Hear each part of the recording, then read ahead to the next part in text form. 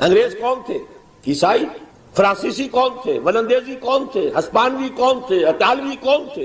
یہ عیسائیوں کی کولونیل حکومت ہے، نو آبادیاتی حکومت ہے۔ وہ بساط ذرا طے ہوئی تھی کہ اسی وقت ورلڈ بینک قائم ہوا، کچھ عرصے بعد آئی ایم ایف قائم ہوا، اور اس سازش کا سارا سلسلہ شروع ہو گیا جو خلیج کی جنگ کے بعد عوام کے سامنے بھی علم نشرہ کر دی گئی۔ وہ سازش کیا ہے اسے سمجھ لیجئے۔ چوتھا دور ابھی جاری ہے، اس کو مختصر طور پر تو یوں کہوں گا کہ ایک سیلاب آ رہا ہے نیو ورلڈ آرڈر کے نام سے۔ نیو ورلڈ آرڈر، اور نیو ورلڈ آرڈر اصل میں کیا ہے؟ براہ راست حکومتیں نہیں ہوں گی دوسروں کی، انہی میں سے لوگوں کو بٹھاؤ، لیکن مالیاتی شکنجے میں جکڑ لو، کام یہ کریں، محنت یہ کریں، صبح سے شام تک مشقت یہ کریں، اپنے سودی نظام سے، اپنے ورلڈ بینک سے، اپنے آئی ایم ایف سے ان کی محنت اور ان کی کمائی کی ملائی کھینچتے چلے جاؤ، چھاچ ان کو بھی دیتے رہو۔ یہ پورا فلسفہ یہود کا ہے، زائنزم کے نام سے جو دنیا میں چل رہا ہے۔ یہود کا کہنا یہ ہے کہ اصل انسان صرف ہم ہیں، 13 ملین یا 14 ملین، 1.5 کروڑ سے بھی کم انسان دنیا میں یہودی ہے۔ وہ کہتے ہیں اصل انسان ہم ہیں، باقی یہ 6 ارب جو بھیڑ نظر آتی ہے دنیا میں، یہ اصل میں حیوان ہے، شکلیں انسانوں کی سی ہیں، یہ گوئمز ہیں، یہ جینٹائلز ہیں۔ ان گوئمز اور جینٹائلز کا خون چوسنا ہمارا حق ہے، جیسے گائے کا دودھ پینا ہمارا حق ہے، بیل کو ہل میں جوتنا ہمارا حق ہے، گھوڑے کو ٹانگے میں جوڑنا ہمارا حق ہے۔ البتہ گائے کو بھی کچھ چارہ تو ڈالنا پڑے گا نا، بھوکی مرے گی تو دودھ کہاں سے لوگے؟ گھوڑے کو بھی شام کو کچھ دانہ ڈالو گے تو اگلے روز اسے ٹانگے میں جوت سکو گے۔ اس درجے میں اس بقیہ نوع انسانی کو سبسسٹنس لیول کے اوپر تو باقی رکھو، باقی ان کی محنت، ان کی کوشش، ان کی جدوجہد۔ گھوڑے پر اگر آپ نے جو بھی ٹانگے باندھ ہے، اس نے اگر 100 روپے شام تک کمائے ہیں تو 20-25 تو بہرحال گھوڑے پر بھی ڈالے گا، باقی اس کی کمائی ہے۔ سبسسٹنس لیول ان کو دو تاکہ یہ کل بھی کام کرنے کے قابل ہو، لیکن سارا سودی نظام کے ذریعے سے ان کا خون ہم کشید کرتے چلے۔ یہ نیا مالیاتی عالمی استعمار ہے، وہ استعمار اور تھا، وہ کولونیل رول۔ انگریز آ گیا، اب انگریز جب ہندوستانیوں کو نظر آتے تھے تو ہندوستانیوں کا خون جوش میں آتا تھا کہ نہیں؟ بغاوت کرتے تھے، مارتے تھے، پھر وہ ہندوستانیوں کو مارتے تھے۔ تو مار رہے ہیں اور مر رہے ہیں، یقتلون و یقتلون۔ حاصل کیا ہے؟ ہمیں آم کھانے سے غرض ہے، پیڑ گرنے سے کیا فائدہ؟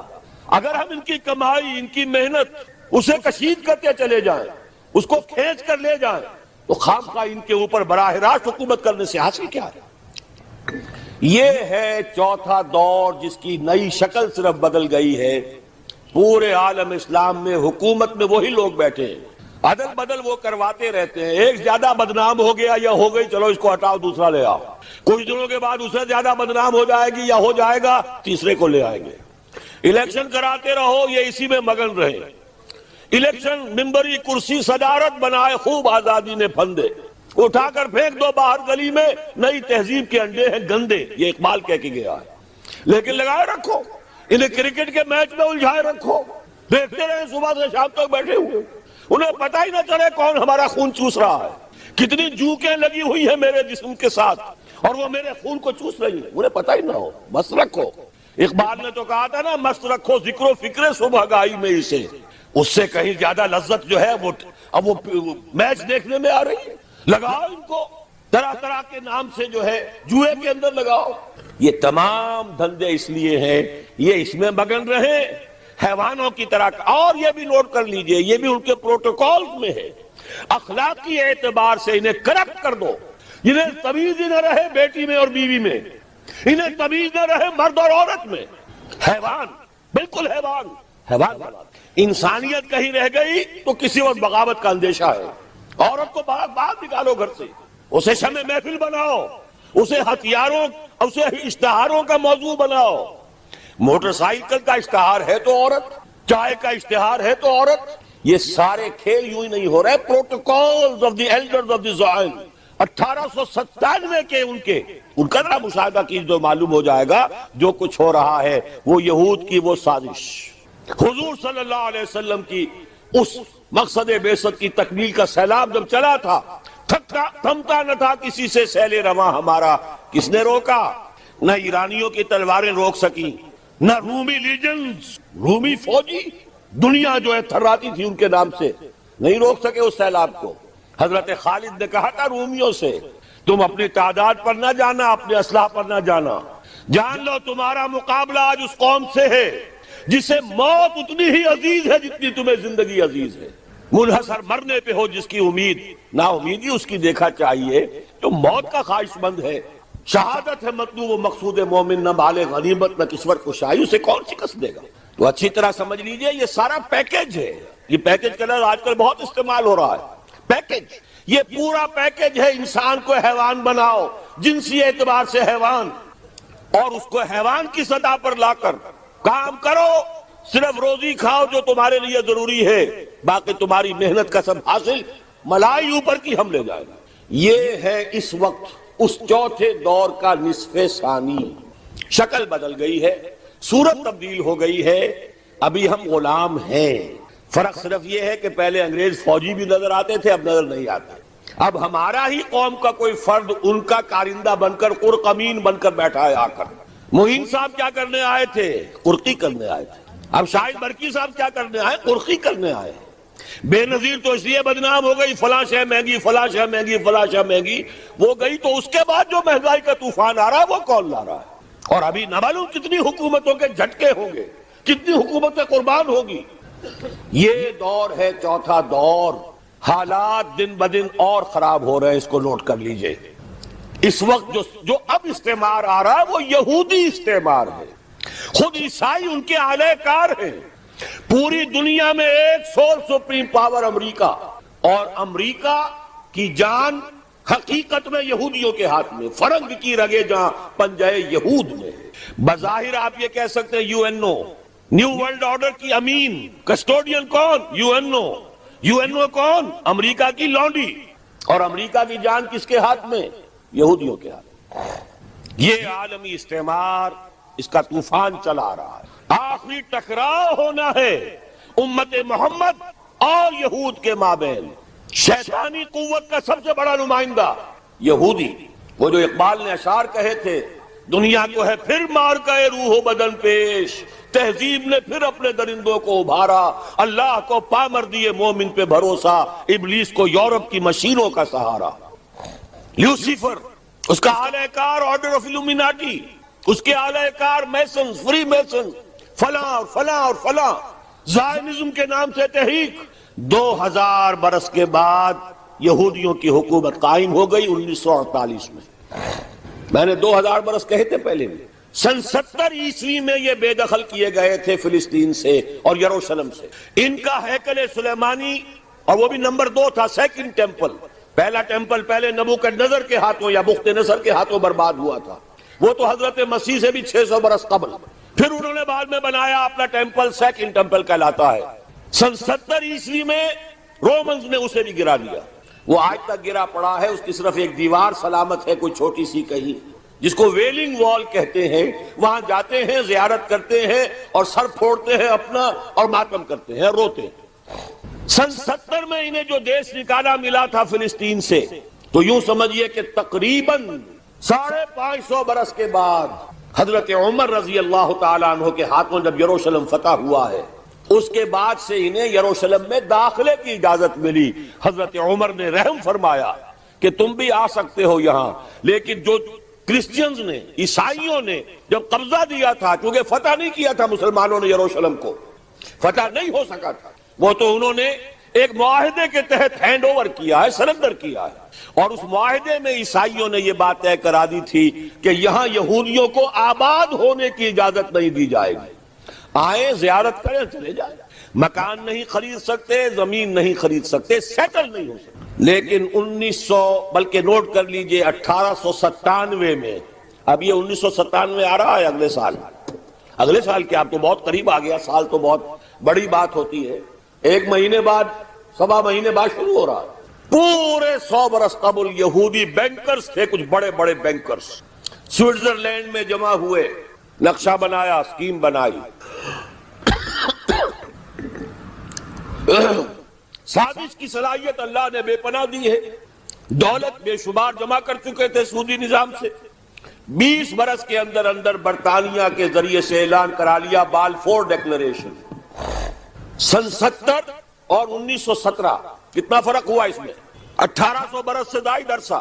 ان کا داخلہ ممنوع تھا پہلے 500 برس، بعد میں داخل ہو سکتے تھے، آباد نہیں ہو سکتے تھے. 1917 میں بالفور ڈیکلریشن کے ذریعے حق مل گیا کہ ہاں یہ بھی آ سکتے ہیں، مکان خرید سکتے ہیں. چونکہ اب ظاہر بات ہے پہلی جنگ عظیم کے بعد مسلمان تو چت پڑا ہے، کون بولے گا. اندیشہ ہو سکتا تھا تو ترک خلافت سے ہو سکتا تھا کہ کہیں تنگ آمد بجنگ آمد، خلیفہ کہیں اعلان کر بیٹھا جہاد کا تو کیا ہو جائے گا پوری دنیا میں، لہذا خلافت ختم کرواؤ. چاک کر دی ترک نادا نے خلافت کی قبا. سادگی اپنوں کی دیکھ، اوروں کی عیاری بھی دیکھ. میں صبح بتا چکا ہوں آپ کو، فری میسن تھا مصطفیٰ کمال پاشا. بہرحال 1917 کا بالفور ڈیکلریشن. اب آنے شروع ہوئے یہودی آیا، کسی عرب سے پوچھا بھائی اس مکان کا کیا مانگتے ہو؟ یہ 2 لاکھ. لو بھائی 3 لاکھ لے لو، لیکن صبح نکل جاؤ. اس کھیت کے کتنے دام ہیں؟ جو دام بتایا اس سے بڑھ کر کے جلدی سے جاؤ. اس وقت انہوں نے ابتدا میں کوئی تشدد نہیں کیا، لیکن دولت اس کی چمک ہوتے ہوتے اتنے قدم جما لیے کہ پھر 1948 میں اسرائیل ایک ریاست کی حیثیت سے دنیا میں قائم ہے. اس کے ساتھ جوڑ ملا لیجئے 1947 میں پاکستان قائم ہوا تھا. یہ ہم عصر واقعات یوں ہی نہیں ہے کہ ایسے ہی آ کر جوڑ مل گئے ہیں. تاریخ کے کچھ واقعات ہماری نگاہوں کے سامنے ہوتے ہیں، کچھ پیچھے. اللہ تعالیٰ کی مشیت وہ جو پیچھے کار فرما ہوتی ہے وہ اپنی جگہ ہے. بہرحال 1948 میں قائم ہوا. 19 برس کے بعد 1967 میں جنگ، اور اس نے اپنے حدود بڑھا لیے، مشرق میں، مغرب میں، شمال میں. یروشلم پر بھی قبضہ ہو گیا. 1967 سے اب یروشلم ان کے قبضے میں ہے. 30 برس ہونے کو آئے ہیں، اور اب یوں سمجھیے کہ تلی ہوئی ہے اس وقت. تاریخ کی ترازو تنی ہوئی ہے. وہ لوگ تلے ہوئے ہیں مسجد اقصی کو شہید کر کے اپنا تھرڈ ٹیمپل بنانے کے لیے. سارا کام ہو چکا ہے، نقشے بن چکے ہیں. پچھلی دنوں مسجد اقصی کے ڈوم کے لیے شہنشاہ جو ہیں اردن کے شاہ حسین، انہوں نے کتنے من سونا دیا تھا تاکہ اس کے اوپر پتلی چڑھا دی جائے.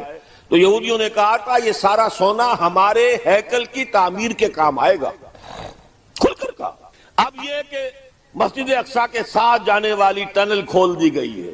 کوئی دن کی بات ہے کہ کوئی یہودی، کوئی جنونی جائے گا وہاں پر جا کر ایکسپلوسیو رکھائے گا، اور اس ایکسپلوسیو کے نتیجے میں مسجد اقصی شہید ہو جائے گا. پھر کہیں گے بھائی ہمارا کوئی جنونی کر گیا. جب کر گیا تو چلو اب جو ہو گیا فیٹ اکمپلی ہے یہ، اب یہاں ہمارا ٹیمپل بننے دو. اور امت مسلمہ کی نبض وہ دیکھ چکے ہیں ایودھیا کی مسجد گرا کر. پوری دنیا میں کسی مسلمان کو محسوس ہی نہیں ہوا. ہندوستان کا مسلمان کھڑا ہوا احتجاج کے لیے، غیر منظم مشتعل ہو گیا، پولیس کے ہاتھوں 6000 آدمی مارا گیا. پاکستانی اٹھے، مندر گرا دیے، اور پھر وہ زکوٰۃ کے پیسوں سے بنا کر دیے.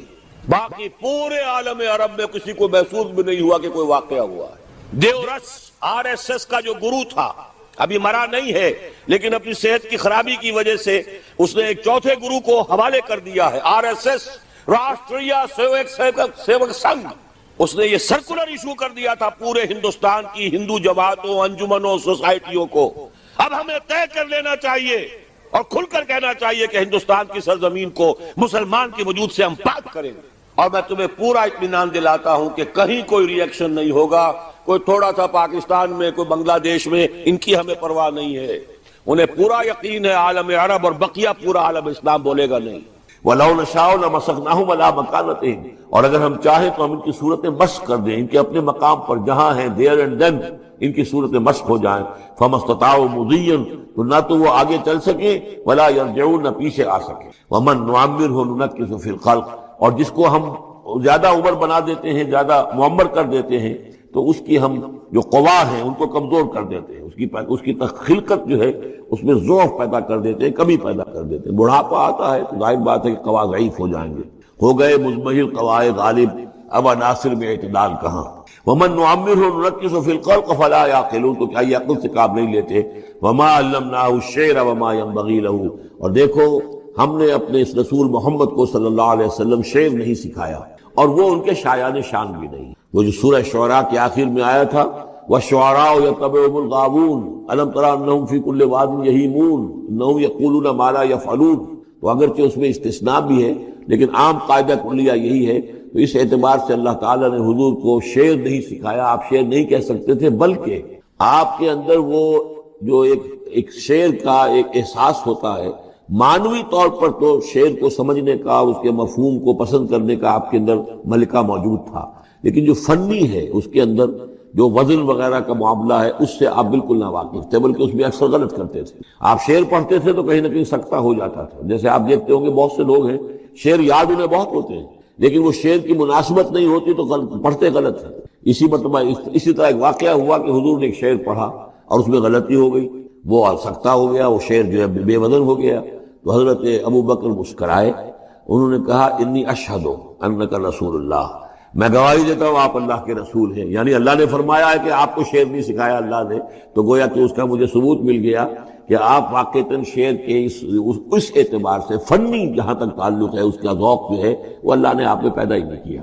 ہاں معنوی طور پر حضور بہت سے جو اشعار ہیں، بہت سے شعراء، آپ کا وہ قول بھی ہے کہ ان من الشعر لحکمۃ وان من البیان لسحرا، بہت سے شعر جو ہوتے ہیں بڑی حکمت پر مبنی ہوتے ہیں، اور بہت سی تقریریں ایسی ہوتی ہیں، خطبے ایسے ہوتے ہیں کہ جو جادو کا اثر رکھتے ہیں، یہ حضور کا فرمان ہے۔ وما علمناه الشعر وما ينبغي له، اور ہم نے انہیں شعر نہیں سکھایا اور نہ ہی یہ ان کے شایان شان ہے۔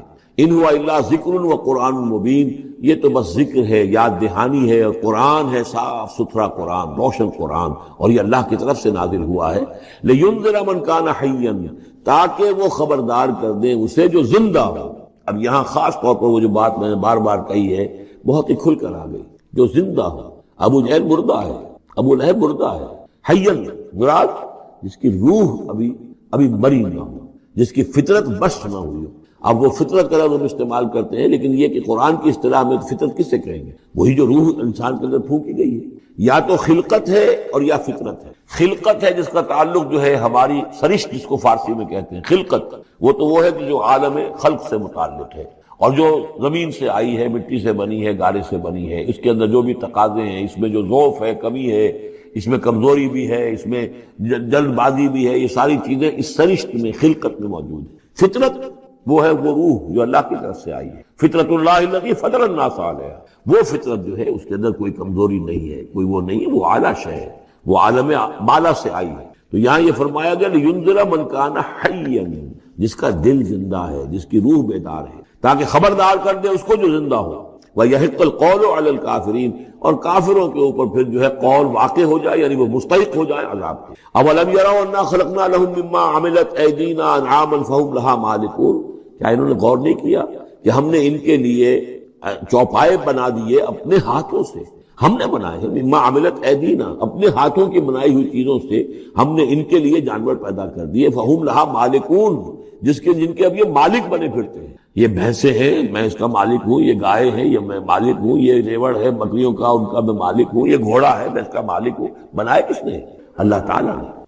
اولم یروا انا خلقنا لهم مما عملت ایدینا، تخلیق تو ہماری ہے، انعاما چوپائے بنائے ہیں، فہم لہا مالکون، وہ اس کے مالک ہیں، وَذَلَّلْنَاهَا لَهُمْ فَمِنْهَا رَكُوبُهُمْ وَمِنْهَا يَأْكُلُونَ، اور ہم نے ان کو مطیع کر دیا ہے، مطیع فرمان کر دیا ہے۔ کس طریقے سے یہ بھینسیں ہیں اور گائیں ہیں اور اونٹ ہیں اور جانور ہیں، وہ انسان کے کام آ رہے ہیں، انسان کے جو مختلف مقاصد پورے کر رہے ہیں۔ فَمِنْهَا رَكُوبُهُمْ، ان میں سے وہ بھی ہیں جن پر وہ سوار ہوتے ہیں، وَمِنْهَا يَأْكُلُونَ، ان میں سے وہ بھی ہیں جن کا گوشت وہ کھاتے ہیں، جو ان کی غذا بنتی ہے۔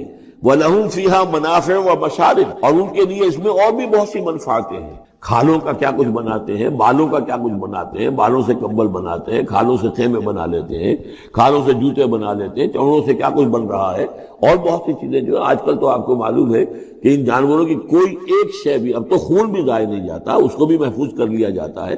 تمام چیزیں ہیں کہ جو انسان کے کام آ رہی ہیں، منافع ہیں اس میں لوگوں کے لیے، وہ مشارب، اور پینے کی جگہ ہیں، ان میں گھاٹ ہے، مشرب کہتے ہیں جہاں پر پیا جائے۔ ان وہ دودھ جو ہے اللہ تعالیٰ نے بنایا ان کے تھنوں کے اندر، یہ گویا کہ اللہ تعالیٰ نے بہترین مشروب جو ہے، یہ جس طریقے سے کہ کہیں پر کوئی جگہ ایسی ہو کہ جہاں پر جا کر کوئی مشروب حاصل کیا جائے، مشرب، اور جو اس کے پینے کی جگہ گھاٹ، تو یہ گویا کہ ہم نے نہایت لطیف چیز جو پینے کے لیے ان کی بنائی ہے اس کے گھاٹ ہے۔ وہ جو اسماعیل بیرٹھی کی نظم ہے اس کے 2 شعر مجھے مستحضر زیادہ رہتے ہیں، عام طور پر زیادہ تو نہیں ہے، کہ رب کا شکر ادا کر بھائی جس نے ہماری گائے بنائی، اس مالک کو کیوں نہ پکارے جس نے پلائیں دودھ کی دھاریں۔ تو واقعہ یہ ہے، اور آپ نے دیکھا ہوگا دیہاتی لوگ تو سیدھے تھن سے جو ہے سیدھا وہ منہ کے اندر جو ہے دھارے وہ لیتے ہیں، اور وہ بہترین دودھ ہوتا ہے، بہترین مشروب ہے۔ وَذَلَّلْنَا لَهُمْ فَمِنْهَا رَكُوبُهُمْ وَمِنْهَا يَأْكُلُونَ وَلَهُمْ فِيهَا مَنَافِعُ وَمَشَارِبُ افلا یشکرون، تو کیا یہ اس پر شکر نہیں کرتے؟ وَاتَّخَذُوا مِن دُونِ اللَّهِ آلِهَةً، اور انہوں نے اللہ کے سوا اپنے لیے آلہہ گھڑ لیے ہیں، اختیار کر لیے ہیں، بہت سے معبود جو ہے تراش لیے ہیں، لعلہم ینصرون، شاید کہ ان کی مدد کی جائے، شاید یہ اللہ کے ہاں کام آ جائیں، شاید اللہ کے ہاں سفارش جو ہے ان کی وہ ہمیں بچا لے۔ لا یستطیعون نصرہم، وہ ہرگز کو استطاعت نہیں رکھتے ان کی مدد کی۔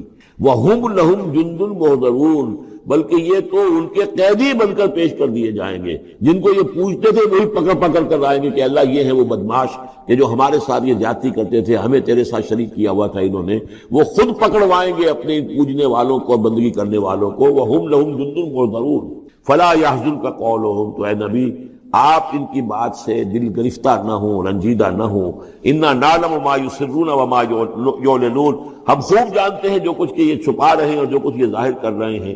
اولم یر الانسان انا خلقناہ من نطفۃ فاذا هو خصیم مبین، دیکھا نہیں کہ ہم نے اسے بنایا ہے ایک قطرے سے، ایک بوند سے، فاذا هو خصیم مبین، اب یہ بن گیا ہے جھگڑالو، ہم سے جھگڑ رہا ہے، ہماری آیات پر اعتراضات کر رہا ہے، ہمارے نبی سے جھگڑ رہا ہے۔ فاذا هو خصیم مبین وضرب لنا مثلا، ہمارے بارے میں تو مثالیں بیان کرتا ہے اور اعتراضات کرتا ہے، کیسے دوبارہ پیدا ہو جائے گا، کیسے اللہ پیدا کر دے گا دوبارہ جبکہ ہماری ہڈیاں گل سڑ کر بالکل جو ہے منتشر ہو جائیں گی۔ وَنَسِيَ خَلْقَهُ، اپنی پیدائش کو بھول گیا ہے۔ قَالَ مَن يُحْيِي الْعِظَامَ وَهِيَ رَمِيمٌ، بہت کہتا ہے کون ہے جو زندہ کر دے گا ہڈیوں کو جبکہ وہ بالکل بوسیدہ ہو چکی ہوں گی۔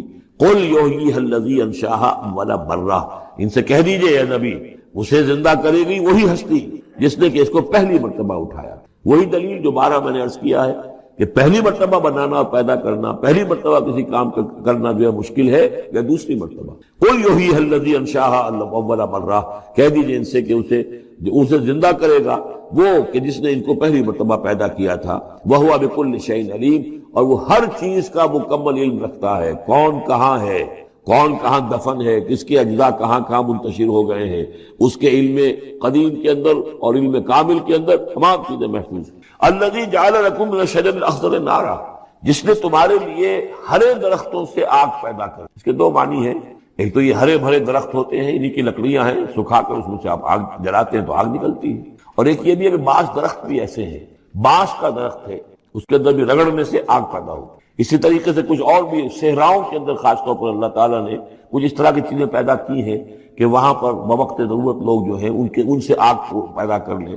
مرخ اور عفار نامی کچھ پودے ہوتے تھے عرب میں کہ جن سے آگ جو ہے پیدا کی جا سکتی۔ الذی جعل لکم من الشجر الاخضر نارا، جس نے کہ ہرے درخت سے تمہارے لیے آگ پیدا کر دی۔ فاذا انتم منہ توقدون، تو تم اس سے آگ سلگاتے ہو۔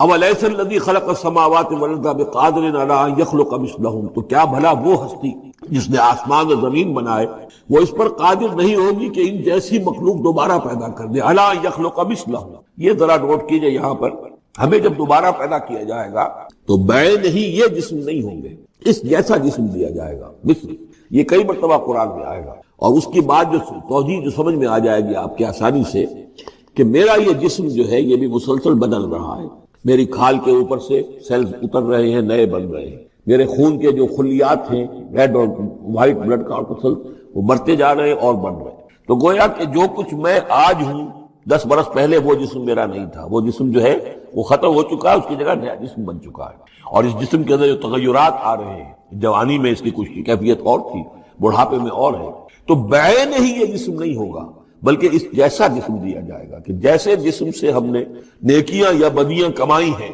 اسی طرح کے جسم کے ذریعے سے ہمیں اس کا بدلہ دیا جائے گا۔ تو یہ مثلہم ہے، الا یخلق مثلہم، ان جیسے انسان پیدا کر دے۔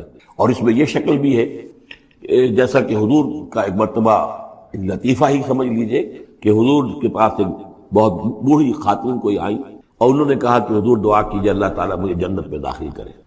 تو حضور نے فرمایا کہ بڑی بھی جنت میں بوڑھی عورتیں تو نہیں جا سکتی۔ اب وہ بیچاری سیدھی سادی کوئی بدو عورت ہوگی کوئی تو بہت اس کو رنج ہوا اور بہت افسوس کہ بوڑھی عورتیں جنت میں داخل نہیں ہو سکتی، تو اس کا مطلب یہ کہ میں تو نہیں داخل ہو سکتی۔ تو پھر آپ نے فرمایا نہیں، تمہیں جوان کر کے داخل کیا جائے گا، جب تمہیں پیدا کیا جائے گا تم جوان ہوگی پھر۔ تو اس حوالے سے سمجھ لیجئے کہ جو ہے وہ تخلیق ثانی جو ہے بعین ہی وہی جسم جو آج میرا ہے، یہ تو جسم میرا کل نہیں تھا، اور یہ میرا جسم جو آج ہے وہ کل نہیں ہوگا، اس میں تغیر و تبدل ہو رہا ہے، مسلسل ہو رہا ہے، مسلسل ہو رہا ہے۔ لیکن یہ کہ جسم ہوگا اس ہی جیسا جو مجھے دیا جائے گا، تاکہ جس قسم کے جسم کے ذریعے سے یہ جو ہمارے اعضاء و جوارے ہیں جن سے ہم نے نیکیاں یا بدیاں کمائی ہیں، اسی طرح کے جسم کے ذریعے ہمیں اس کا بدلہ اللہ تعالیٰ عطا فرمائے گا۔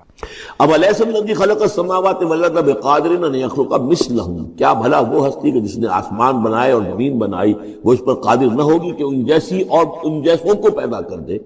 بلا، کیوں نہیں، وہو الخلاق العلیم، اور یقیناً وہ تو ہے بہت تخلیق فرمانے والا، بہت خلق فرمانے والا، العلیم ہے اور سب کو جاننے والا۔ انما امرہ اذا اراد شیئا ان یقول له کن فیکون، اس کا معاملہ تو یہ ہے، اس کے امر کا معاملہ تو یہ ہے۔ انما امرہ، اس کے امر کی شان تو یہ ہے، یہ عالم امر ہے، نوٹ کر لیجیے، جہاں کہیں بھی یہ آیت آئے گی اس کی مفہوم میں آئے گی اور یہی الفاظ ہوں گے۔ عالم امر میں کوئی ٹائم نہیں، عالم خلق میں ٹائم لگتا ہے۔ جہاں خلق آیا آسمان اور زمین ہم نے بنائے 6 دنوں میں، اب وہ 6 دن کون سے ہوں؟ چلیے ملینمز کہہ لیجئے، 6 ادوار کہہ لیجئے، ہو سکتا ہے ایک دن لاکھوں برس کا ہو جس میں بھی تخلیق مکمل ہوئی ہے، لیکن تمہارا ٹائم لگا ہے۔ خلق میں ٹائم ہوگا جبکہ عالم امر میں کسی ٹائم کا کوئی سوال نہیں، اور روح بھی عالم امر کی شے ہے، لہذا روح کے لیے کوئی وقت نہیں۔ روح جو ہے وہ آنے واحد میں یہاں اور آنے واحد میں وہ اللہ تعالیٰ کے قریب، اور وہ جیسے کہ فرشتے کا معاملہ ہے، جبرائیل آنے واحد میں یہاں اور آنے واحد میں عرش کے قریب ہوں گے، کوئی ان کے لیے ٹائم ہے ہی نہیں، عالم امر میں وقت نہیں ہے۔ انما امرہ اذا اراد شیئا ان یقول له کن فیکون، اس کی تو شان یہ ہے اس کے امر کی کہ جب وہ کسی شے کا ارادہ کر لیتا ہے وہ کہتا ہے کہ ہو جا اور وہ ہو جاتی ہے۔ فسبحان الذی بیدہ ملکوت کل شیء، تو بڑی بابرکت ہے وہ ذات جس کے ہاتھ میں ہے، جس کے قبضہ قدرت میں ہے ہر شے کی حکومت، ملکوت کل شیء، ہر شے کی حکومت، ہر شے کا اختیار۔ وَإِلَيْهِ تُرْجَعُونَ، اور اسی کی طرف تم لوٹا دیے جاؤ گے۔